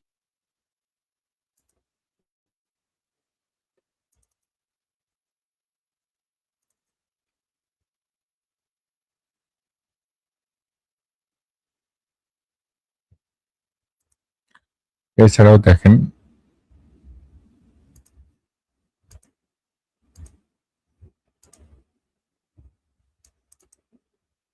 ভারতে কিভাবে মুসলিম বা মুসলমানদের নির্যাতন করা হচ্ছে সেটার দেখি।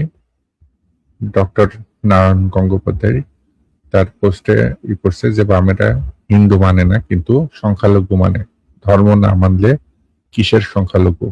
তাহলে দেখেন কতটা তাদের মন ও মানসিকতা কেমন। তো আমাদের উচিত এটার বিরুদ্ধে কথা বলা, এটা নিয়ে প্রতিবাদ করা। শামীম ইসলাম ভাই আমাদেরকে মেসেজ দিয়েছে গোবর দিয়ে রুটি খাচ্ছেন নাকি, মানে ওই যে আগের ভিডিওটা নিয়ে মন্তব্য করছে। জি ভাই, আগের এসে গোবর খাচ্ছে, কারণ গোবর তাদের কাছে পবিত্র খাবার। তো এরপরও আমরা যদি চুপ করে থাকি বা কিছু না বলি তাহলে বেশ হবে। আর সবচেয়ে তো যেটা আলোচিত সংবাদ সেটা হচ্ছে এই যে উত্তরবঙ্গের প্রবেশদ্বার গাইবান্ধার পলাশবাড়িতে গুরুত্বপূর্ণ স্থানে প্রকাশ্যে রাম মূর্তি নির্মাণে উদ্বেগজনক। তাদের ধর্মে গরু জবাই করা নিষিদ্ধ এবং তার জন্য মুসলমানদের ধর্মীয় অনুষ্ঠানে বাধা দেওয়া জায়েজ হয়। মানে যেহেতু হইতেছে মুসলমানদের গরু জবাই করে আর হিন্দু ধর্মের গরু জবাই করা নিষিদ্ধ, তাই মুসলমানদের ধর্মীয় অনুষ্ঠানে বাধা দেয়। মুসলমান ধর্মে তো বা ইসলাম ধর্মে তো মূর্তি পূজা হারাম, আর এই হারাম কাজ মুসলমানরা কিভাবে মেনে নেবে? ভারতে মুসলমানরা যদি ধর্ম পালন করতে না পারে, তাহলে এই দেশে কোনো হিন্দু প্রকাশ্যে মূর্তি পূজার আয়োজন করতে পারবে না। Loud and clear. কথাটা তো ঠিক, এটা হচ্ছে পোস্ট করেছেন ফেসবুকে সোহেল রানা। তো কথা তো ঠিকই, যদি ইন্ডিয়ায় গরু জবাই দিলে তাদের ভাবনায় আঘাত হয়, তাহলে প্রকাশ্যে বাংলাদেশের মতো মুসলিম প্রধান দেশে মূর্তি তৈরি করা বা মূর্তি রাখাটাও তো হইতেছে মুসলমানদের ভাবনায় আঘাত হয়। শুধু কি তাদের ভাবনাতেই দাম আছে, অন্য কারোর ভাবনার কি কোনো মূল্য নেই? তো তাদেরও উচিত প্রকাশ্যে এই ধরনের মূর্তি পূজা না করা। রাস্তাঘাটে মূর্তি যখন মূর্তি ডোবাতে যায় বা যখন হইতেছে ভাসাতে যায়, তখন হইতেছে মূর্তি রাস্তায় না নামানো, কারণ তাতে তো যখন মুসলমানদের চোখে পড়ে সেটা তো মুসলমানদেরও ভাবনায় আঘাত লাগতে পারে। সুতরাং তাদের উচিত তাদের ঘরের ভিতরে মূর্তি পূজা করা।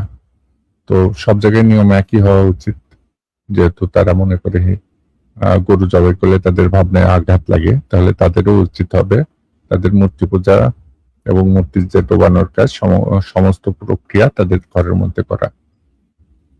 তো যে যেখান থেকে দেখছেন এইগুলোর প্রতিবাদ করুন। এইগুলোর প্রতিবাদ না করলে এটা পেয়ে বসবে। এরা কতটা হিংস্র দানব সেটা দেখেন। এই যে আপনারা জানেন ককরোচ বা তেলাপোকা পাখি যেটা, তাকে কিভাবে কোন দৃষ্টিতে তারা দেখে, এটাকে ধর্মীয় আঘাত হিসেবে তারা দেখছে, অথচ তারা কিন্তু একটা নতুন দল বা রাজনৈতিক কিন্তু প্রতিপক্ষ হিসেবে এখনো দাঁড়ায়নি, কিন্তু তারা এখনই এভাবে তারা চিত্রায়িত করতেছে। সুতরাং হিন্দু কতটা খারাপ, কতটা ভয়ঙ্কর তা আপনাদের বোঝা উচিত।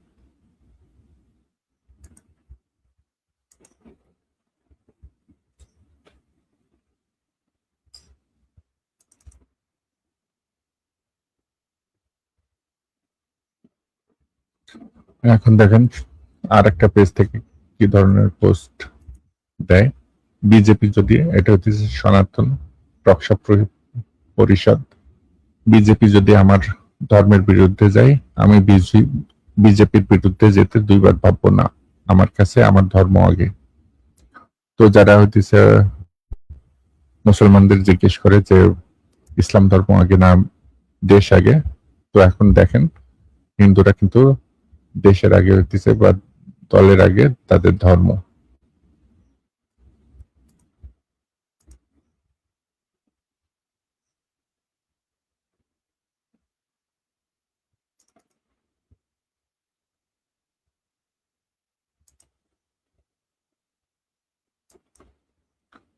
এখন দেখেন জয় শ্রীরাম বিজেপি হিন্দুদের বিরোধ হিন্দুরাই করে বলে, তো আমরা 800 বছর বললাম থেকে 200 বছর থেকে গেছে। কথাটা সত্য হলেও বাস্তব কথা।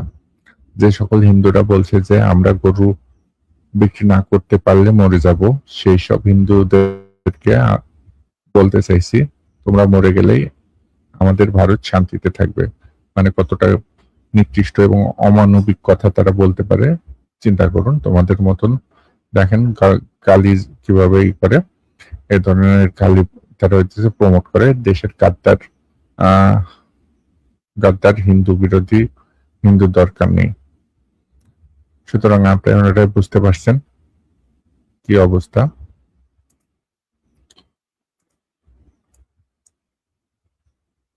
তো যারা এতক্ষণ দেখলেন তাদের সবাইকে ধন্যবাদ। আমরা আজকে লাইভ এই পর্যন্তই শেষ করতে চাচ্ছি। আপনারা যদি কেউ আমাদের সাথে যুক্ত হয়ে কথা বলতে চান তাহলে যুক্ত হতে পারেন। পরবর্তীতে দেখা হবে। তো সেই পর্যন্ত ভালো থাকবেন, সুস্থ থাকবেন। আজকের লাইভ এই পর্যন্তই শেষ করছি। আর আমাদের চ্যানেল সাবস্ক্রাইব করুন, লাইক, কমেন্ট ও শেয়ার করে সবার মাঝে ছড়িয়ে দিন। সবাইকে দেখার এবং বোঝার সুযোগ করে দিন, এটা আপনার দায়িত্ব। তো ভালো থাকবেন, দেখা হবে পরবর্তী কোনো লাইভে।